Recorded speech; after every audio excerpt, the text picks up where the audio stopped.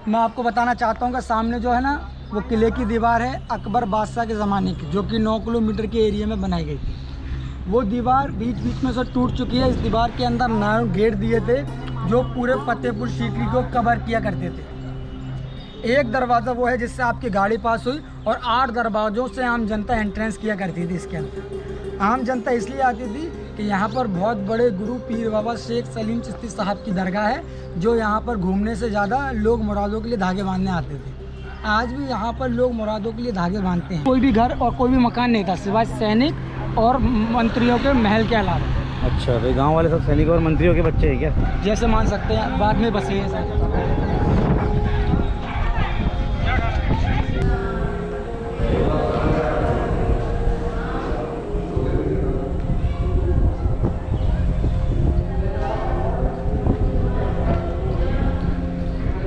मैं आपकी जानकारी के लिए बताना चाहता हूं कि अभी जो आप खड़े हैं मुख्य फोर्ट फतेहपुर सीकरी के अंदर खड़े हुए हैं।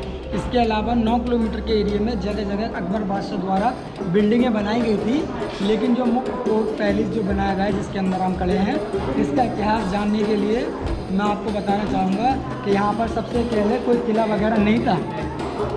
ये जो घूमने के लिए आप आए हो, यहाँ पर सबसे पहले एक पहाड़ी इलाका था, जिस पहाड़ी इलाके का नाम था अरावली पर्वत। और अरावली पर्वत के ऊपर शेख सलीम चिश्ती साहब रहा करते थे। शेख सलीम चिश्ती साहब एक सूफी संत थे जो तीनों धर्मों का पालन करते थे और यहाँ पर अपनी एक झोंपड़ी के अंदर रहते थे। ये इतने करामाती लोग थे कि यहाँ पर लोग अपने लिए आशीर्वाद और दुआ करवाने के लिए यहाँ पर आया करते थे।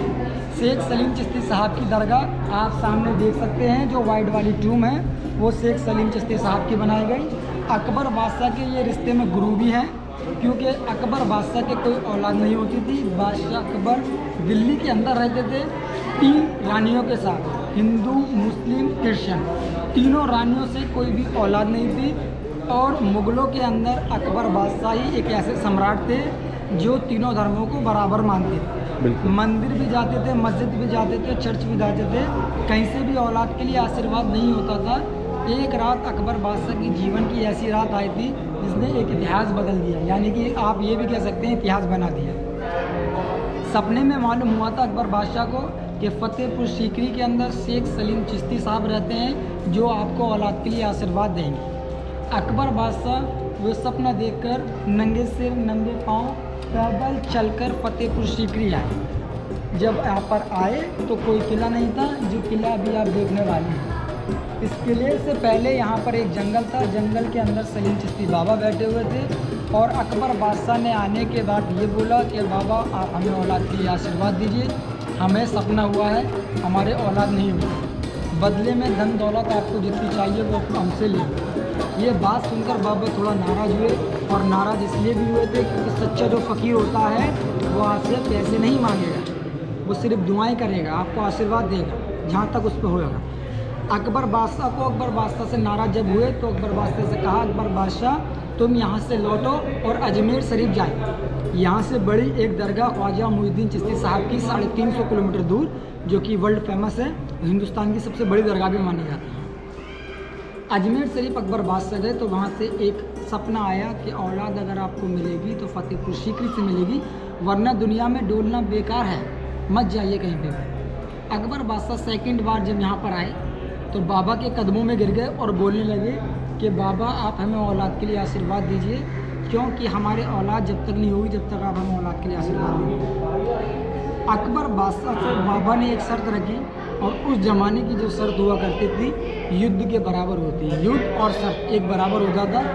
अकबर बादशाह से एक शर्त रखी, और शर्त ये थी कि जो भी आपको औलाद मिलेगा वो मेरे नाम के ऊपर नाम रखना है। पहला नाम सलीम, बाद में बड़े होने पे जहांगीर है, वटेवर कुछ भी रख सकते हैं आप। तो अकबर बादशाह ने ये शर्त एक्सेप्ट करी। एक्सेप्ट करने के बाद में महारानी जोधाबाई अकबर बादशाह की फेवरेट रानी को आशीर्वाद दिया गया कि जाइए बेटा होगा। तो अकबर बादशाह ने एक छोटा सा महल बनवाने का फैसला लिया, जो कि इस महल से काफ़ी दूर बना हुआ है। वहाँ पर सलीम का जन्म हुआ। सलीम का जब जन्म हुआ तो तारीख थी 30 अगस्त और 1569 में सलीम का जन्म फतेहपुर सीकरी के अंदर ही हुआ था। जब जन्म हुआ तो अकबर बादशाह ने इस जगह को राजधानी बनाई। ये मुगलों की राजधानी भी रह चुकी है। राजधानी जब इस जगह को बनाई तो यहाँ पानी की कमी होने की वजह से तो बादशाह अकबर ने छोड़ दिया था, लेकिन अकबर बादशाह ने ये मुख्य फोर्ट बनवाया जिसके अंदर आप खड़े हैं, सिर्फ और सिर्फ अपनी औलाद की खुशी में। लाल पत्थर लगाने का रीज़न ये था कि अकबर बादशाह के घर में लाल हुआ था, इसलिए लाल पत्थर का रीज़न ये था। पूरे किले को लाल पत्थर से बनाया गया और ये किसी के रहने के लिए नहीं, सिर्फ और सिर्फ सलीम चिश्ती बाबा को गिफ्ट में देने के लिए बनवाया था, जिसके अंदर सलीम चिश्ती बाबा अच्छी से रह सके। अनफॉर्चुनेटली शेख सलीम चिश्ती बाबा इस किले के बनने के 1 साल बाद इस दुनिया से चले। अकबर बादशाह के मंत्री बीरबल, तानसेन, राजा टोडरमल ऐसे मंत्री थे अकबर बादशाह के पास में, बहुत अच्छे मंत्री, जिन्हों का कहना था कि अकबर बादशाह जैसे तुम्हारी मन्नत पूरी हुई है और सभी लोगों की हो सके यहाँ पर इस तरह से बनाई। टूम ऑफ शेख सलीम चिश्ती साहब की वहाँ बनाई, वो दरगाह जो बनाई तो संगे मरमर से प्योर बनवाई। जो ताजमहल आपने देखा 100 साल पहले की दरगाह बनी है, 100 ईयर्स ओल्ड। वहाँ पर 3 साइड में मुबारक जालियाँ दी, जहाँ देश और विदेश से लोग सिर्फ और सिर्फ मुरादों के लिए धागे बांधते हैं। ये रूम 84 है बादशाह अकबर के ज़माने में, और बादशाह अकबर के ज़माने के बाद भी यहाँ पर स्कूल चला करता था। स्कूल के अंदर तालीम दी जाती थी बच्चों को, मदरसा, जिसके अंदर पहले फतेहपुर सीकरी के अंदर आबादी न होने के कारण सैनिक और यहाँ के जो सिकरवार लोग थे उनके बच्चे तालीम लेने आया करते थे, यानी कि पढ़ाई करने आया करते थे। बाद में आर्कियोलॉजिकल सर्वे ऑफ इंडिया के अंडर में जैसे सारी बिल्डिंग आ चुकी हैं, ऐसे एक ये बिल्डिंग है जो आर्कियोलॉजिकल सर्वे ऑफ इंडिया के अंडर में आती है, इसलिए गवर्नमेंट ने तो क्लोज कर दिया क्योंकि यहाँ पर टूरिस्ट घूमने आते हैं इस वजह से।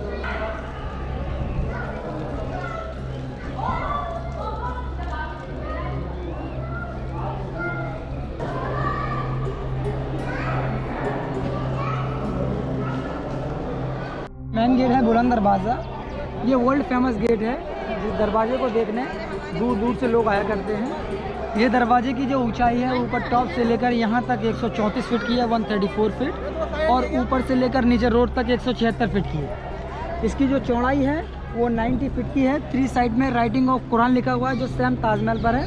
ताजमहल से 100 साल पहले की ये जगह बनी है, पहले ये बना, उसके 100 साल बाद ताजमहल बना। और जहाँ पर अभी हम लोग खड़े हैं ये पूरा अंदर से एम्प्टी होलो है, पिलर वाइज सपोर्ट दिया गया है ये। अच्छा। सामने ब्लैक वाले डॉम भी हैं जो आपको अच्छे से नज़र आ रहे होंगे।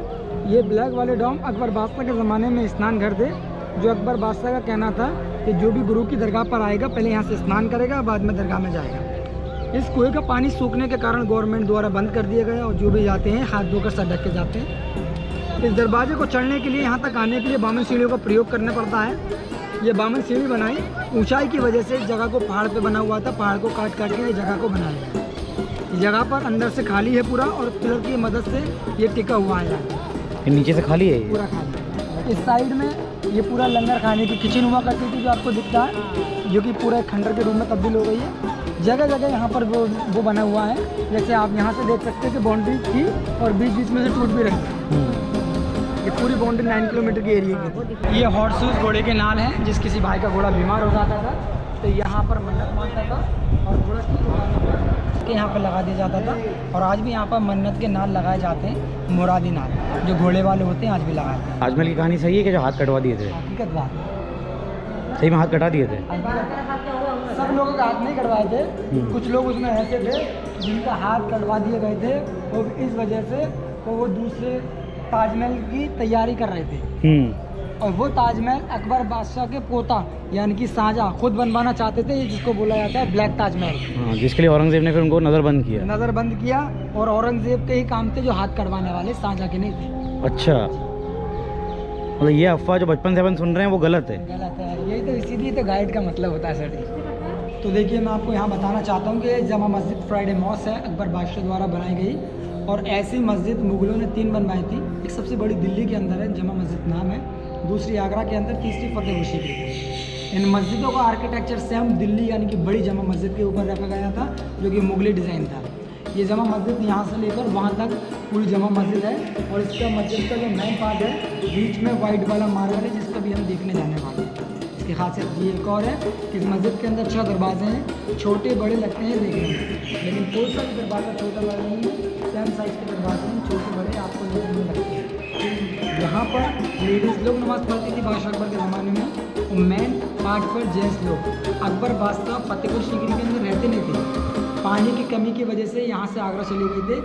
16 साल में से 12 साल इस किले को लगे थे बनाने में और 4 साल राज किया था। इस तरह से अकबर बादशाह ने 16 साल यहाँ बिताए थे। पानी की कमी होने की वजह से अकबर बादशाह आगरा के फोर्ट में रहने लगे। हर फ्राइडे के दिन अपने गुरुजी की दरगाह पर चादर चढ़ाने और यहाँ पर नमाज़ पढ़ने के लिए आया करते थे। मस्जिद का मेन वो सामने मार्बल है, वहाँ पर देखने के लिए चलेंगे हम लोग। आइए यहाँ से। यही है मस्जिद का वो मेन पार्ट जिसे अभी आप देख रहे हैं। और आपकी जानकारी के लिए मैं बताना चाहता हूँ कि जिस दरवाजे से हम लोग आए थे वो दरवाज़ा वो सामने बना हुआ है, जिस दरवाजे का नाम बादशाही दरवाज़ा और रॉयल गेट, सेकंड नाम रॉयल गेट है इसका नाम। अकबर बादशाह जब वहाँ पर आते थे तो डायरेक्ट सबसे पहले यहाँ पर नमाज़ पढ़ते थे फ्राइडे के दिन, और दूसरी बात चादर चढ़ा के यहाँ पर वापस हो जाते थे। अकबर बादशाह के बाद में यहाँ पर जब मुस्लिम लोगों की आबादी बढ़ी तो काफ़ी वर्षों बाद यहाँ पर अनुमति दे दी गई नमाज़ पढ़ने की, जो कि मुस्लिम समाज के लोग आज भी यहाँ पर नमाज़ पढ़ते हैं। 5 वक्त का नमाज़ होता है। नमाज के वक्त इस जगह के अंदर टूरिस्ट अलाउड नहीं है, अदरवाइज़ घूम सकते हैं। इस मस्जिद की ऊंचाई ऊपर से लेकर यहाँ तक 80 फीट की बनाई गई। इस मस्जिद की ऊंचाई है 80 फीट गोलाई के अंदर। बाद में आर्कियोलॉजिकल सर्वे ऑफ इंडिया के तहत इसके अंदर नेट लगा दिया गया, कोई पत्थर वगैरह नमाजी या फिर टूरिस्ट के ऊपर ना गिर जाए। इस मस्जिद के अंदर 3 साइड में राइटिंग ऑफ कुरान लिखा हुआ है, जो हमने ताजमहल पे देखा था और बुलंद दरवाजे पे देखा था। ये वही राइटिंग है जो सेम टू सेम बुलंद दरवाजे पे लिखा हुआ है और यहाँ से नकल दी थी ताजमहल। लैम्प के बारे में बताना चाहूँगा कि ऐसी कारीगरी आज फतेहपुर सीकरी में आज भी हमारे गांव के लोग करते हैं, हैंडवर्क। आप ये भी कह सकते हैं ये हर सीकरी गांव के लोगों का फैमिली वर्क भी है, क्योंकि उस ज़माने के अंदर सीकरी गांव के लोग का एक ही व्यापार था जो तराशा करते थे, जालियाँ अपने हाथों से तराशते थे। और ये एक लैम्प अपने हाथों से तराशा गया था। अकबर बादशाह के ज़माने में एक गोल्ड का लैम्प था 22 kg का। बाद में सरकार अंग्रेज़ लोगों की आई तो सोने का हटाकर तांबे पीतल का यहाँ पर लगा दिया गया।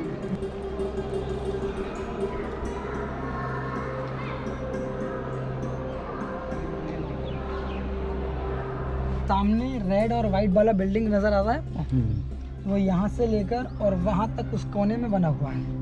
फतेहपुर सीकरी का सबसे पहला फोर्ट अकबर बादशाह द्वारा बनाया गया था।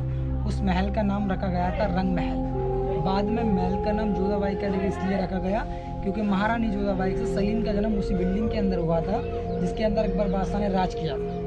अकबर बादशाह ने उसके बाद में ये बिल्डिंग बनवाई थी और फतेहपुर सीकरी की कितनी ही इमारतें बनवाई थी। बाद में अकबर बादशाह ने यहाँ से छोड़ करके आगरा रहने का प्रयास किया, रहने का फैसला लिया, क्योंकि यहाँ पर पानी की बहुत कमी थी। पानी की कमी होने की वजह से बादशाह अकबर ने एक मोती झील भी बनवाया था। मोती झील भी दिखाऊंगा आपको। इस बिल्डिंग के अंदर कोई जाता नहीं है, टूरिस्ट वगैरह बाहर से इसलिए देखते हैं क्योंकि उस बिल्डिंग की अभी रिपेयरिंग चल रही है। लेकिन पहले मोती झील बनाया गया था पानी की कमी की वजह से, जो कि एक आर्टिफिशियल था और सूख गया बाद। यहाँ पर जो खड़े हैं आप ये फतेहपुर हैं और सीकरी वो विलेज है। फतेहपुर सीकरी इसको कंबाइन में बोला जाता है। ये अकबर बादशाह से पहले का विलेज है। अकबर बादशाह ने न्यू सिटी फतेहपुर को बसाया था, जी वो अलग था। अब कंबाइन में बोला जाता है फतेहपुर सीकरी। ये यहाँ पर मसाल लगाई जाती थी, मसाल रोशनी के लिए होती थी उस ज़माने के लिए।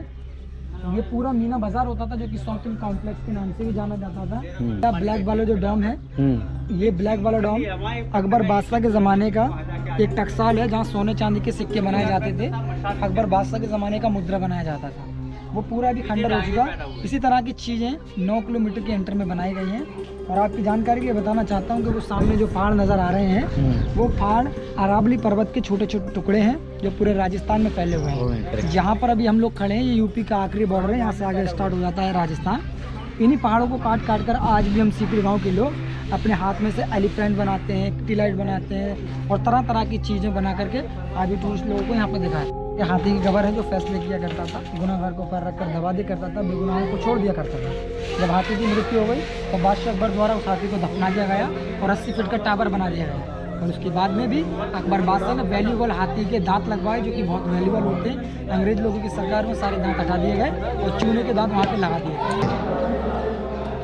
ये जाली का जो डिज़ाइन है ना दरगाह के अंदर जाली है, सेम टू सेम वाली जाली है। इसको हम लोग हमारा लोकल स्टोन है पानी के अंदर डालते हैं ना, चेंज होता है कलर।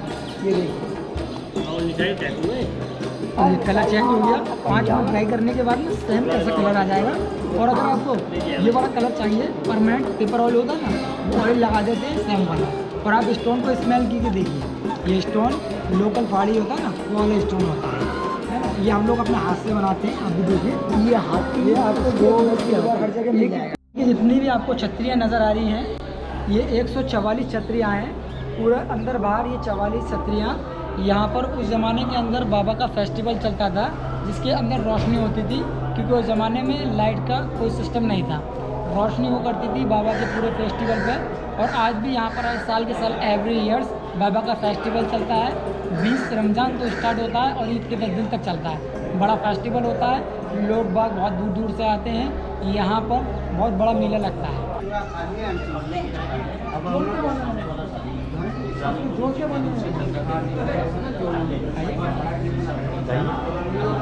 शेख सलीम चिश्ती साहब की दरगाह, वो वाइट वाली मज़ार है जिसके अंदर अभी आप जाएंगे।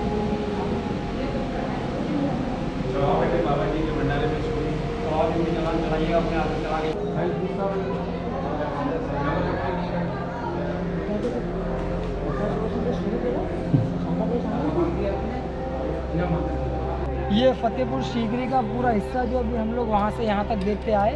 अब इस जगह के अंदर एक लास्ट और महत्वपूर्ण पॉइंट यानी कि इम्पोर्टेंट पॉइंट बचा हुआ है, जिसका नाम है अनारकली की गुफ़ा।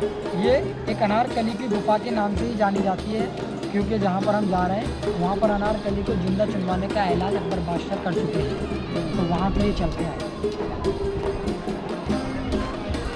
पत्थर का कूलर है जो आज भी हवा दिया करता है। अकबर बादशाह के ज़माने में कोई लाइट का सिस्टम नहीं था और ना ही तो कोई कूलर पंखे ऐसे थे। ये अंदर से पूरा खाली बनाया और ऐसी एक विंडो बनाई इसके ऊपर बैक साइड में, जो टकरा कर हवा आती है, जो भी हम देखते हैं मोती झील, वहाँ से नेचुरल हवा चलती है आज भी इसके अंदर से। ये हवा यहाँ महसूस करने को मालूम पड़ती है। यहाँ पर रानी बैठकर हवा खाया करती थी जब बादशाह अकबर फ्राइडे के दिन यहाँ पर नमाज के लिए आते थे। और वो सुरंग बनी हुई है जिसको अभी हम देखने चलते हैं, जो अकबर बादशाह द्वारा बनवाई गई थी। ये एक्चुअल में अकबर बादशाह का एक सीक्रेट रास्ता था जो यहाँ से आगरा फोर्ट के लिए जाया करता था। अकबर बादशाह ने ये रास्ता इसलिए बनवाया था कि कभी लड़ाई वगैरह होगी तो इसको दरवाजे को यूज़ किया जाएगा। अनफॉर्चुनेटली अकबर बादशाह की ऐसी कोई भी फाइट वगैरह नहीं हुई जिसको यूज़ किया जाता। अकबर बादशाह ने अनारकली को यहाँ जिंदा चुनवाया। अनारकली को जिंदा इसलिए चुनवाया था कि वो सलीम से प्रेम करती थी, अकबर बादशाह के लड़के से, और यहाँ पे अकबर बादशाह ने अपने बेटे की नज़रों में ही सिर्फ अनारकली को यहाँ चुनवाया था।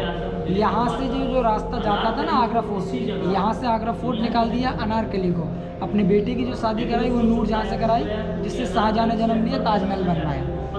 अनारकली को यहाँ से बाइज्जत रिहा करा गया था आगरा फोर्ट से दिल्ली, दिल्ली से लाहौर। लाहौर पहले पार्टीशन वगैरह नहीं था, वहाँ नाम बदल के अनारकली रहने लगी थी। ये जब से गवर्नमेंट के अंडर में आया है इसको क्लोज कर दिया, गेट को कोई खोलता नहीं है, क्योंकि ये सुरंग अंदर से काफ़ी जगह से बीच में से टूट चुकी है। ठीक है, इसलिए गवर्नमेंट ने सुरंग को बंद कर दिया। सभी लोग यहीं से देखते हैं सुरंग को। जितनी भी सारी कब्रें जितनी भी हैं सलीम चिश्ती बाबा के परिवार के लोग भी हैं। अंदर बाहर 144 और 750 से ज़्यादा कब्रें हैं, है ना। और ये सलीम चिश्ती बाबा के हैं परिवार के लोग। अभी यहाँ कोई कब्र नहीं बनाई जाती। ये कब्र जितना भी है ना, नीचे ग्रेव जो होती है कच्ची वो है, ऊपर जस्ट फाउंडेशन जैसे लगाते थे ना जो कबर टाइप का, ये वो कबर है सिर्फ, क्योंकि उस ज़माने की रीति रिवाज ट्रेडिशनल चला करता है।